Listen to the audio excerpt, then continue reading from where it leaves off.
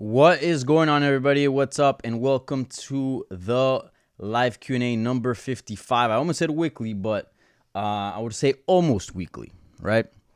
But welcome. This is the second week in a row that I do one of these, so pretty proud of myself, but don't get used to it. Some set schedule will come in the future, but for now, things will be just as kind of as we go. Sounds good? For those that don't know me, my name is Danny Segura. I am a mixed martial arts reporter for MMA Junkie, and this is my YouTube channel. So today we're going to discuss, obviously, UFC 267. What a great event. I mean, a free, I wouldn't say pay-per-view because then it wouldn't be free, but a free numbered event that we got over the weekend since it took place in Abu Dhabi. 2 title fights, just amazing fights from top to bottom. And now we're spoiled again with a numbered event, but this time it is pay-per-view this coming weekend in New York City. And then on top of that, we just wrapped up with PFL, Bellator Dublin also going on. I mean, there's like so much going on in the world of mixed martial arts. So a lot to talk about. Again, this is your show, not mine. So if you want to talk about something, just leave a comment in the YouTube live chat and I'll feature that here on this very program, and we'll get to it. Sounds good? So, like always, we'll first tackle the Twitter questions and then move over to the stuff on the YouTube live chat. So, again, if you got questions, throw them in the YouTube live chat, and we'll get to it in just a bit.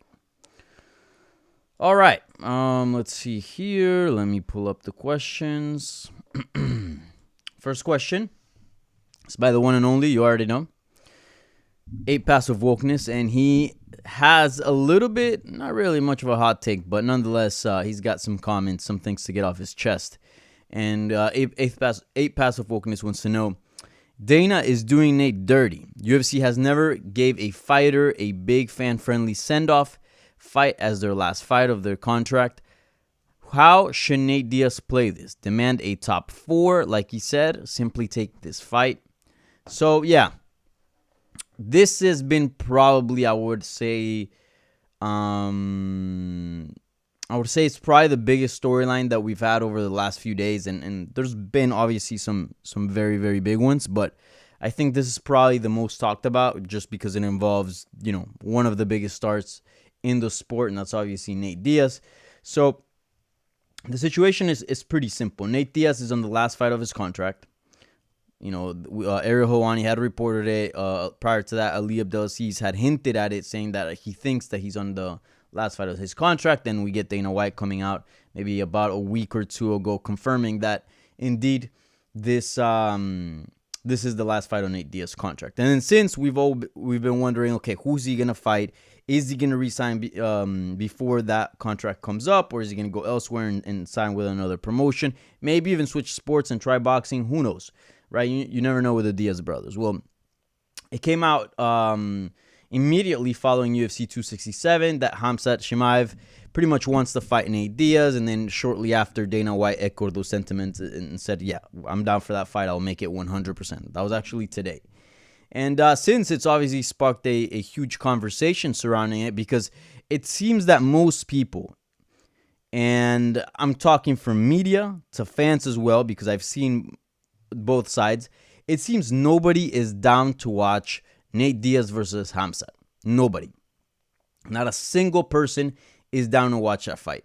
Why? Because it's simply a mismatch, not only stylistically, but where they're at in their careers. I don't want to say that Nate Diaz is in the territory of legends fights.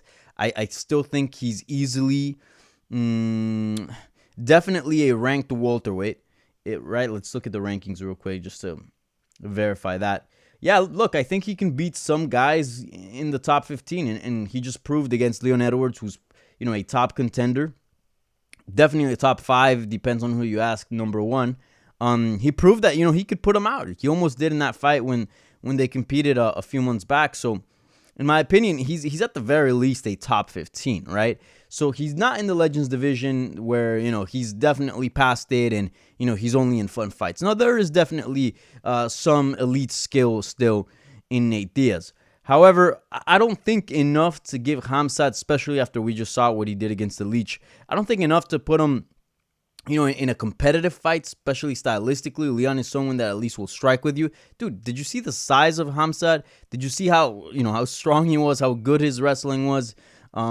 He's just going to do that. He's just going to get a hold of Nate Diaz, bring him down, not going to get submitted, and either, smash him or smash him. That's it. It's as simple as that. So it's really not a matchup that intrigues anybody, right? We kind of know how this one's going to go. The only thing interesting here would be the build-up, right? Nate Diaz, doing his thing. Khamzat's obviously, not shy in when it comes down to promotion. So on that end, it'll be fun. But that's about it. That's about it. And I don't think anybody wants to see Nate Diaz against Khamzat. Again, I said it again. I've seen the fan reaction. I've seen the media reaction.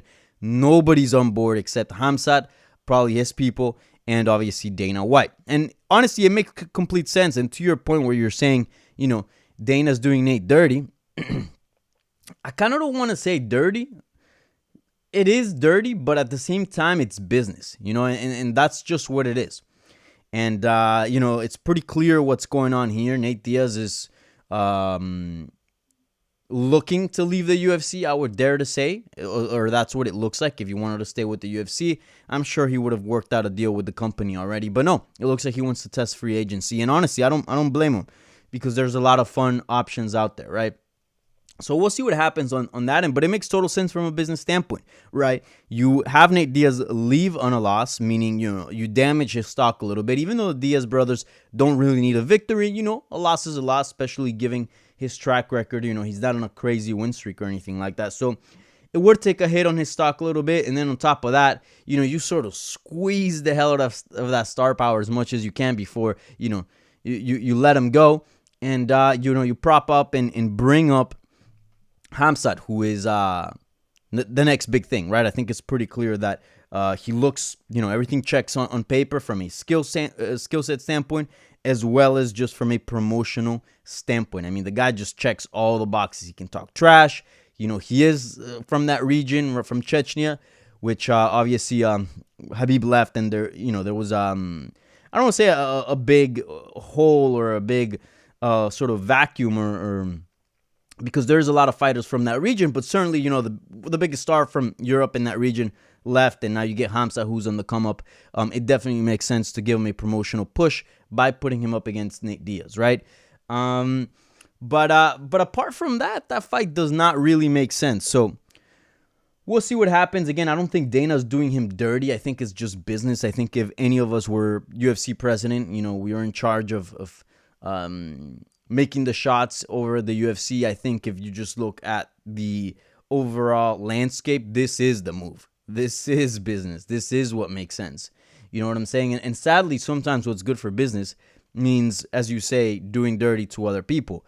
Nate Diaz, I think, given what he's done for the company, deserves that and more. I mean, as far as like a proper send-off, if that truly is the last fight of his contract and he's going to leave the company, look, give him a fun fight. Do that Conor McGregor trilogy. Obviously, timing's not the best right there because Conor, I believe, is still healing from that crazy snap of his ankle, his tibia, whatever you want to call it. Maybe a Tony Ferguson bout, I don't know, but he definitely deserves a big proper send-off in a fight that'll be fun to watch, in a fight that's competitive, right? The Khamzat fight is just going to be one-sided. I think we all know that. So back to your question, I don't necessarily he's being played dirty here. I just think it's business.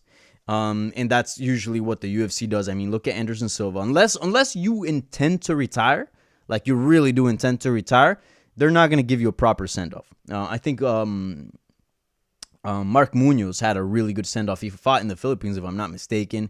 He had a nice little matchup. I forgot against who, but he had won the bout and kind of got a nice little send-off there. There's been a lot of fighters along the line that California kid, right? Uriah Faber in California. He ended up coming back from retirement, but you get what I'm saying. Also, he wasn't fighting out his contract, which that's obviously a key there, because if they do want to return to MMA, but you got a contract. You can't go anywhere. Either you fight with us or you stay retired. So in certain cases, the UFC will do a proper send-off, but given the fact that, again, Nate Diaz has made no inclination to retire and intends to fight out his contract, obviously there's a push for the Khamzat fight.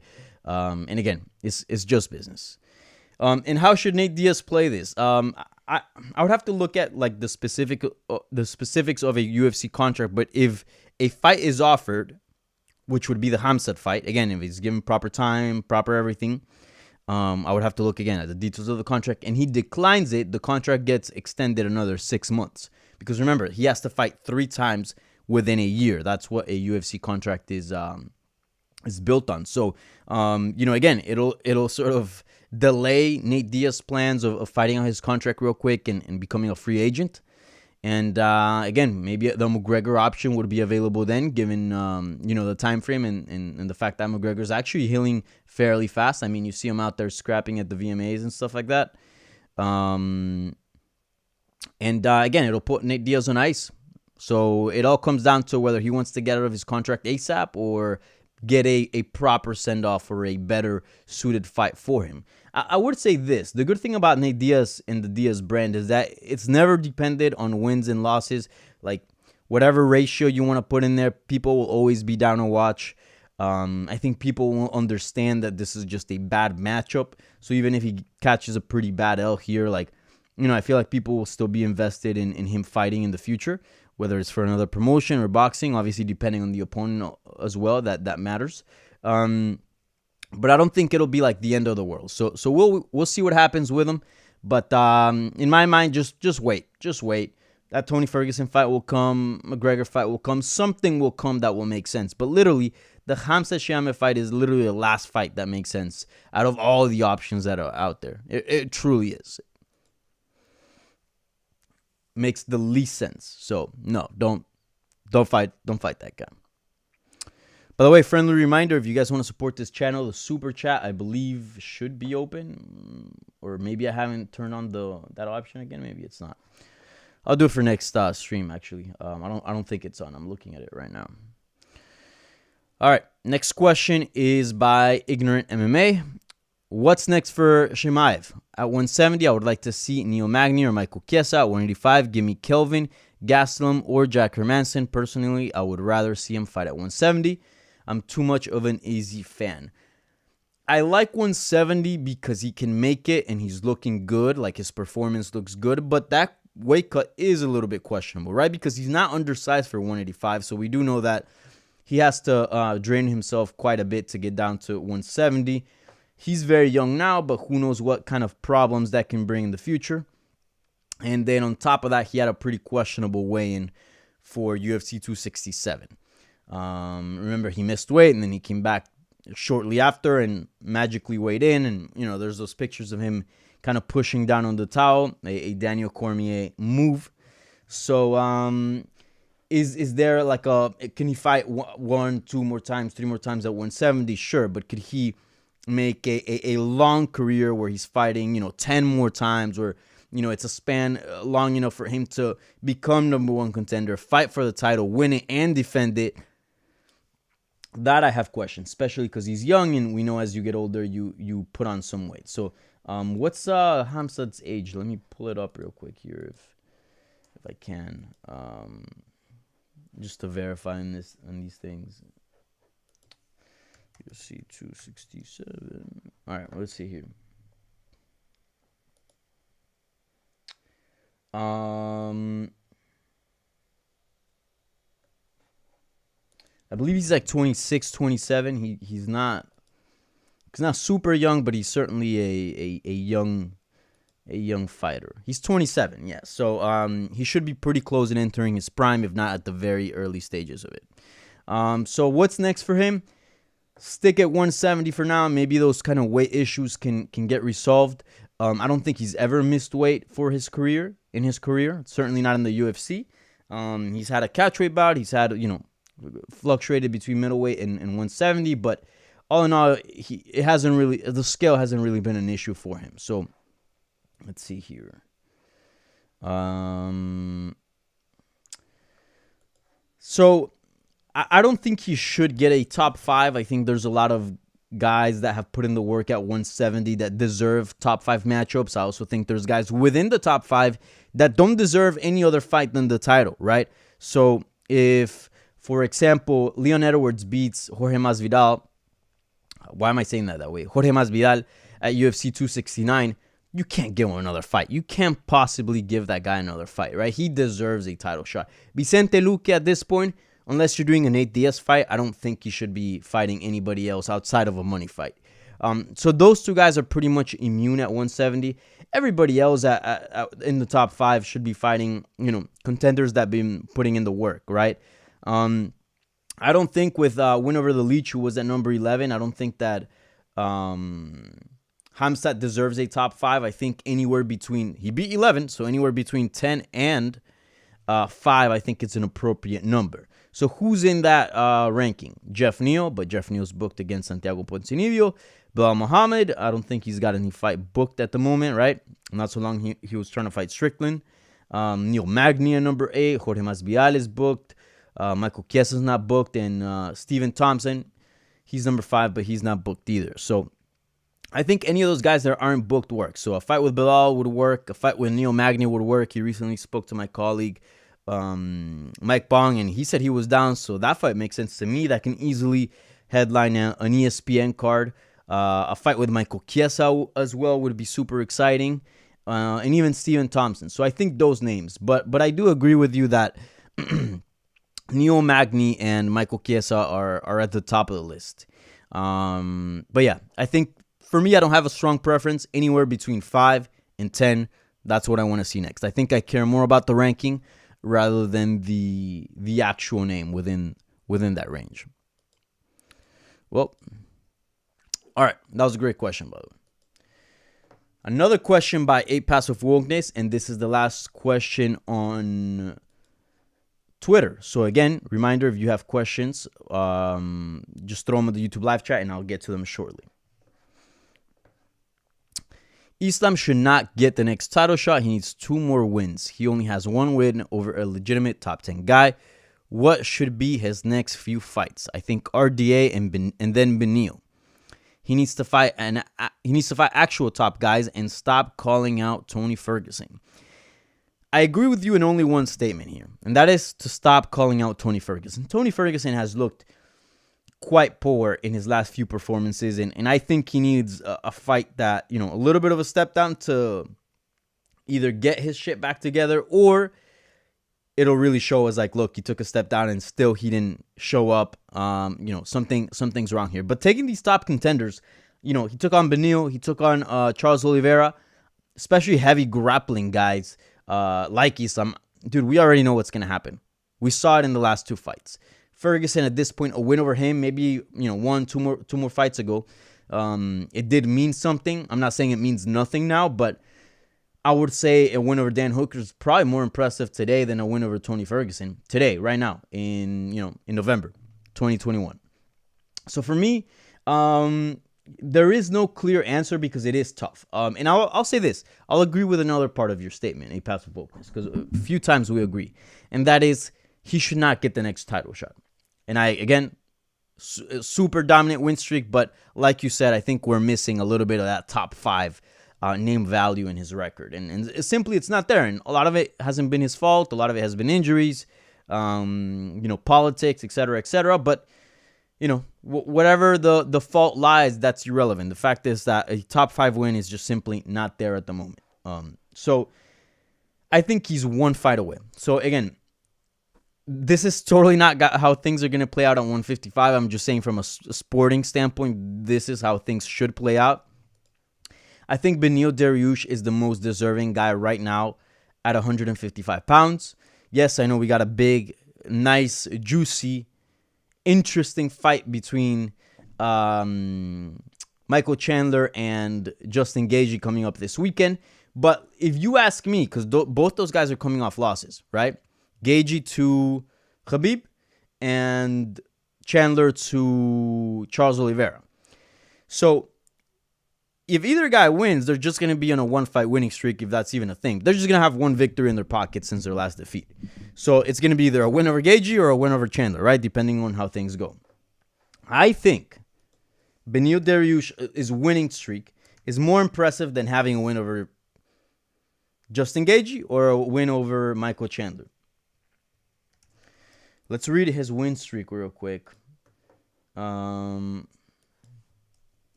So what's more impressive? A win over Justin Gaethje or Michael Chandler, or 1, 2, 3, 4, 5, 6, 7 consecutive wins? Those names include Thiago Moses, Drew Dover, Frank Camacho, Drakkar Klose, Scott Holtzman, Carlos Diego Ferreira, Tony Ferguson. Oh, and by the way, 4 of those earned Performance of the Night bonuses, and 1, 2, 3, 4, 5 of those, 4, were finishes.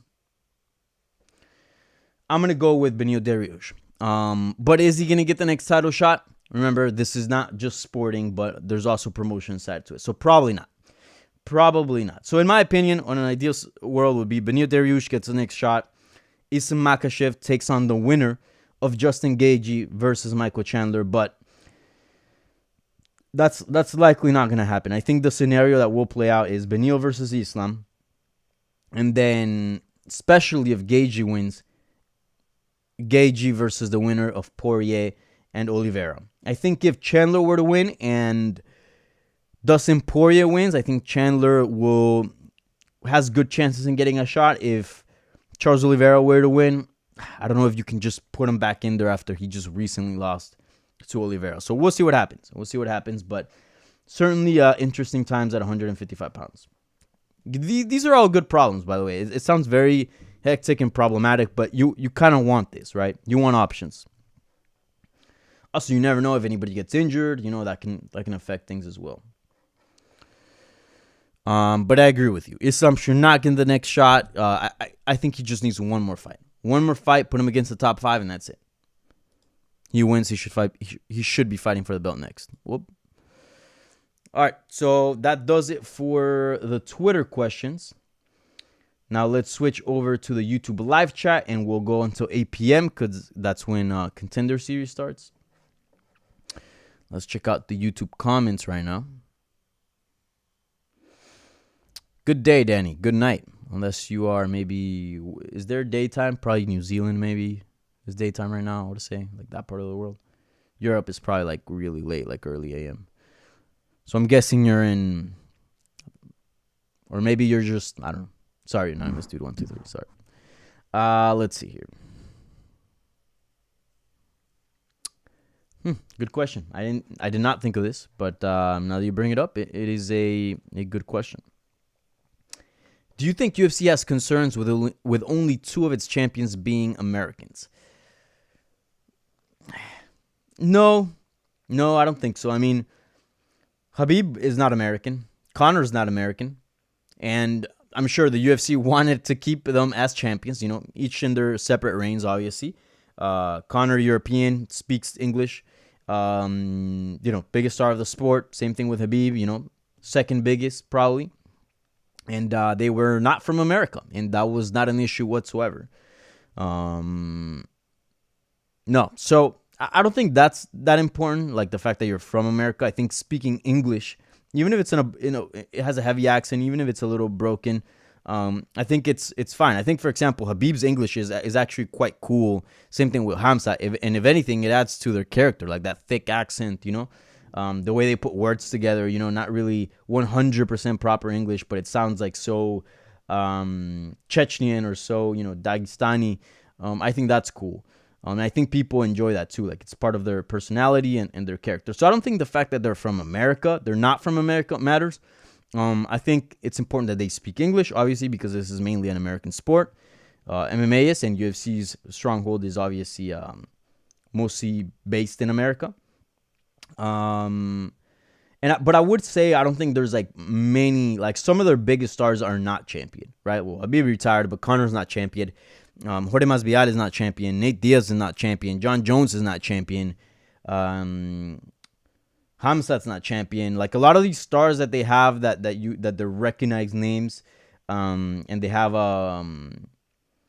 they're very popular with the fans today. They're not champions. So I would say that's a little bit concerning on that end, and quite honestly problematic. It's easier, to hold on to a champion contractually wise. These guys that don't have the belt, man, they just need to fight out their contract, and next thing you know, they can ask for the world and more. So, I don't think the fact that champions are not American are a big concern. Again, as long as they speak English and they have a good personality, I think it's irrelevant whether they're from America or not. Let's see. Do you see more older fighters coming back and making a run after Glover's amazing display? GSP perhaps? Is that good or bad thing? Thank you. Great question. I don't think so.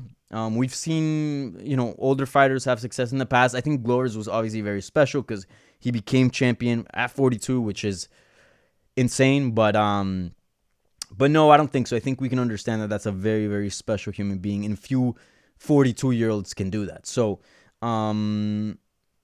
I would say, if anything, Glover inspires reinvention. I said this in my Spanish YouTube channel, Hablemos MMA, on the recap of UFC 267, and it's like, dude, Glover's win is so impressive because it's not like he hit a second wind of his career. Because believe it or not, like, some fighters get better late. There's not a ton, but some fighters get better late. And we've seen it before. I think Jan Blachowicz is a good example. I think there's better examples in the past, but I just can't think of any off the top of my head. But there's been a lot of fighters that just are late bloomers, and they just get good late. Robbie Lawler's probably a good example. I mean, he became champion until he was like in his mid-30s, or like at least in his 30s. Like, that's when he really hit that sort of elite gear, although he was always very good. Who else am I trying to think of? There's been examples anyways. If any other names come through mind throughout this stream, I'll mention them. But there's been examples. But Glover's situation is not that. It's not like he got good late and all of a sudden it's like, wow, look at Glover.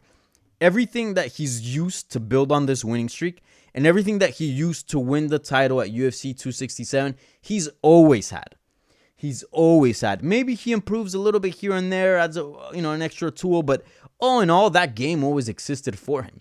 All he did was reinvent his style, which I think that's so brilliant. It's like he realized, like, look, my speed is gone, my reflexes are gone. He's always had really good boxing, by the way. He would have boxed the shit out of people, years ago.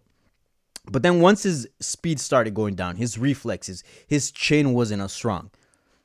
And he started getting beat on the feet, right? Knocked out by Alexander Gustafsson. I can't even say that word. Destroyed by Anthony Johnson, right? He went to a wrestling-based game. And he used that old school, old man jiu-jitsu. If you look at everything he uses, it's nothing fancy. It's everything that you would see in an instructional. Nothing crazy, but he does the basics so well. And he sticks to them, and he's very, very smart. Shows up in shape, does his homework, and that's how he's winning the fights. So I think what really inspires or will inspire other fighters, from that Glover Teixeira performance, from that Glover Teixeira UFC 267 title win, is reinvention. You don't necessarily need to, again, and maybe reinvention is not the word, maybe reallocating, right? Because again, he's not a new fighter, but again, it's just analyzing your game and seeing being honest with yourself in a way, like, look, what's good and what isn't, and understanding your faults and your what would be the word? Your attributes and your abilities that you still have, and then, basing your game around that.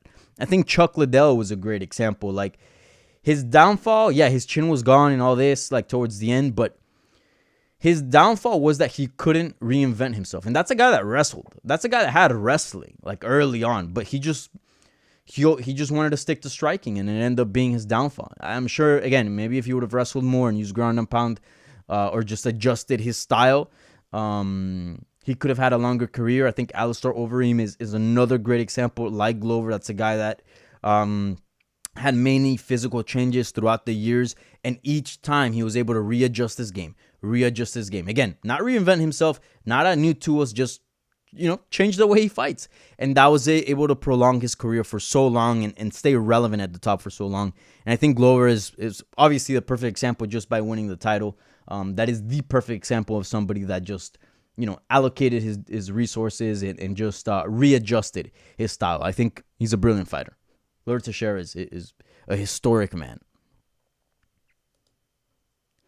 Think about this, and I don't think people are really thinking about it. Could John Jones win a title, the UFC light heavyweight title at 42, right? Slap 10 more years on him, right? And just use that same case scenario to all the greats. You know, the list will all of a sudden become a lot shorter. Like winning a title at 42, man, that's tough. That's real tough. Again, I think John Jones' dominance is much more impressive. That's why, in my opinion, he's the GOAT. But don't sleep on longevity. Longevity is big. Let's see here. I'll answer a few more, and I'll dip right at 8 so you guys can watch Contender Series. Gustavo Enrique Nunez Moran. What's up, Danny? Greetings from Paraguay. What's up, brother? Is it more probable that Khamzat wins title at 170 or 185, or is this too soon to tell? No, not too soon. That guy is a title contender, bound to become champion at some point. Unless something terribly goes wrong where it's some crazy injury or we get a historic talent all of a sudden emerge in his divisions, kind of like a good example would be John Jones in Daniel Cormier's era. Like if you put Daniel Cormier in any other era, he would have been champion, right? But John Jones just happens to be there. So unless something like that happens where we see the next greatest welterweight of all time just pop up in this era, Khamzat should be, and even then, who knows about Khamzat's potential, but Khamzat should be champion. I mean, the way he's looking is quite amazing, and he's progressing every time. I mean, he's just running through everybody, and he's gotten, again, not the toughest test, and I think I said this on last week on the live Q&A, like that Li Jingliang fight against the Leech, that's one of the toughest matchups I thought you could have given him, and that's why I was so interested in that fight. And look how he handled it. Completely just dominated him. Super, super impressive. So I do think he'll become champion. At the very least, challenge for a belt. Come on. And I do think it's going to be at 170. I do think that, again, guys with heavy wrestling games tend to do better, or weight cuts tend to favor them, right? Striking kind of translates across many weight classes. You can be a smaller guy, move up a weight class. Like, for example, Stephen Thompson at 185, he'll be a little bit undersized, but like his skill set is not dependent on strength, on being the bigger guy. No, that guy wants to be elusive and quick. Khamzat, on the other hand, like you move up to 185, like try out wrestling, Paulo Costa, right? Try out wrestling Marvin Vettori. Like you lock up with those guys, it's going to be a lot different than locking up with the Leech. And the Leech is quite strong. So I think 170. He wins the title at 170, not 185.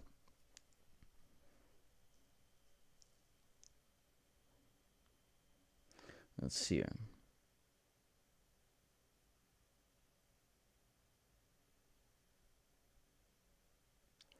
Frankie Cal, I'm not going to go too deep in this, but tell everyone the truth that American wrestlers are better in MMA than Dagestani freestyle wrestlers.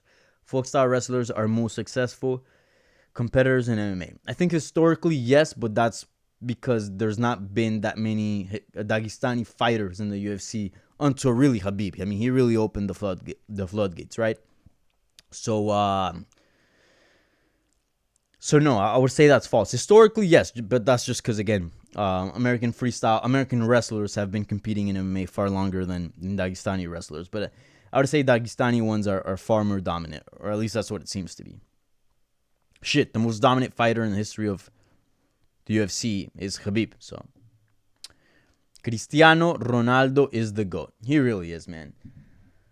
And this comes from an Atletico guy. I'm supposed to hate the guy, but you got to give credit where credit's due. And I think this season, with Messi leaving to PSG and seeing how his career has gone, and then seeing how Cristiano's faring at Man United in a much more competitive league, in a team that is not necessarily the best. Again, Man U, one of the best, but not the best, right? It's not Liverpool, it's not Man City.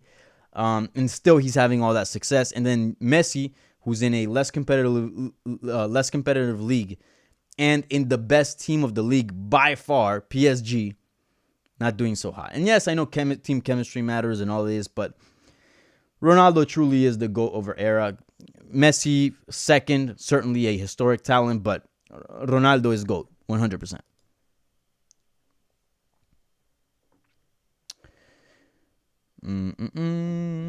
Let's see. Let's answer a couple more, and I'm gonna dip out. Prediction for Liverpool versus Atleti game tomorrow. Fuck, man. I really liked how Atleti was playing against Liverpool last time out. I think the red card from Griezmann and the dumb penalty from Mario Hermoso really screwed us over. Prior to that, we were killing it. And yes, we came back from a 2-0 deficit. But really, I think when both teams had their full players, Atleti was far the better side. So I'm going to go with...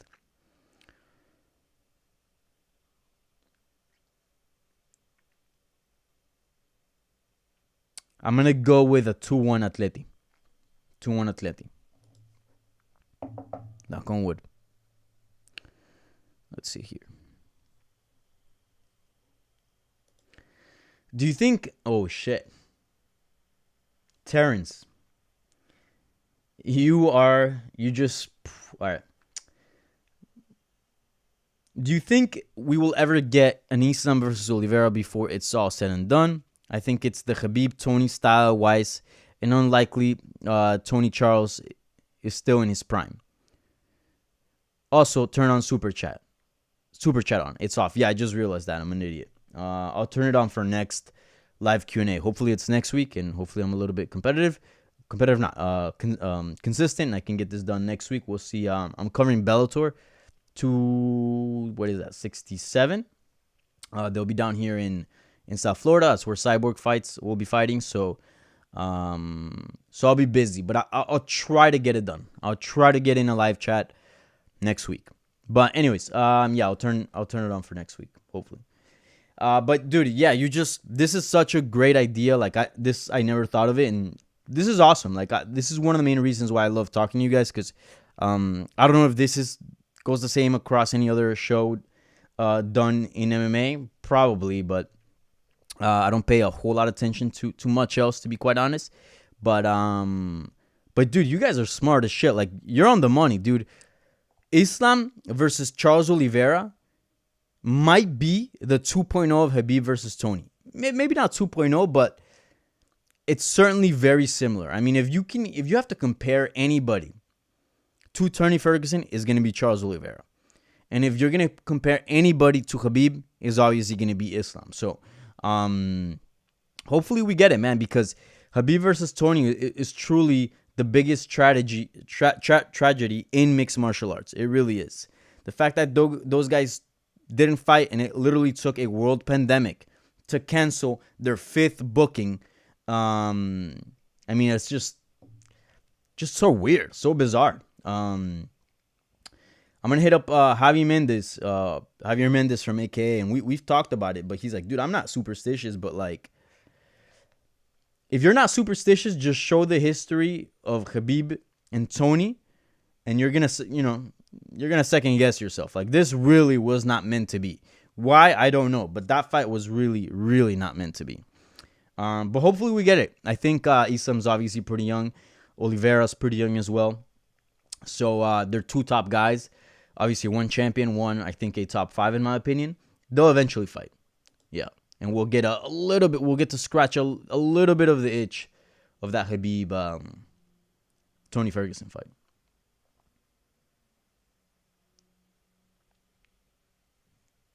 Let's see here.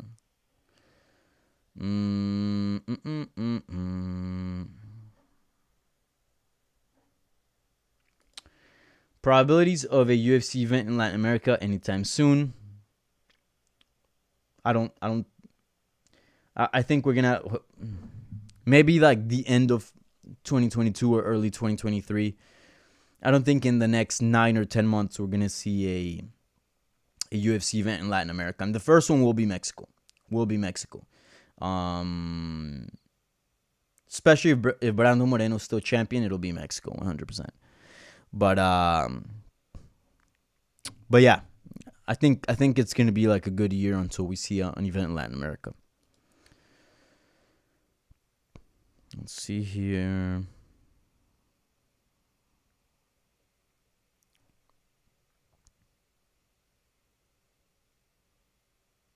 Jesus Christ, there's so many good questions and too little time.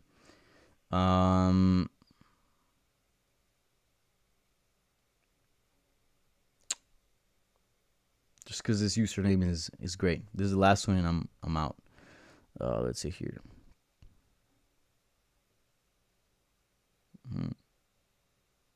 Yeah. That person eats booty 408. Getting that equalize. Will we see, because again, I don't want to be caught in some Borrachino Depot saying your boy gets down and dirty. Will we see some sort of wrestling? By the way, no judgment. Will we see some sort of wrestling in Usman versus Covington fight rematch this time around? I don't know. I think it'll cancel each other out. I think Usman is definitely far more comfortable striking now than he was back then when they fought the first time. I would say there's more. I'm not saying there's going to be wrestling, but I would say there's more of a chance for wrestling to go down in this fight, just because I feel like Usman has become such a big threat on the feet that I feel like Colby is going to feel that, and he's going to resort to his wrestling. He fought Woodley, and Woodley, again, has a terrible output in striking. We all know that, and he still wrestled the hell out of him. MMA Masters in Miami, since switching over to American Top Team, that's the gym that's got some solid grappling coaches. I still think most of the fight will be contested on the feet, but I do think this rematch has more of a chance to go to the ground just because Usman has become such a threat on the feet that I feel like Colby will have no choice but to go to the wrestling. And that's when it's going to get interesting, right? Because again, Usman so far hasn't really had to use much of his wrestling against Masvidal twice. Masvidal, I mean, the first time he did. But again, what I'm saying is Masvidal is not an extremely elite level wrestler, so you don't need like an elite level of wrestling skills to beat him in that department. Durinho, not so much. The fight mainly contested on the feet. And we know that Usman's been working a ton with Trevor Whitman.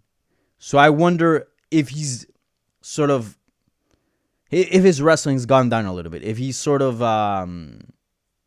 not paid as much attention on the wrestling. Because clearly, look, you got 24 hours in a day.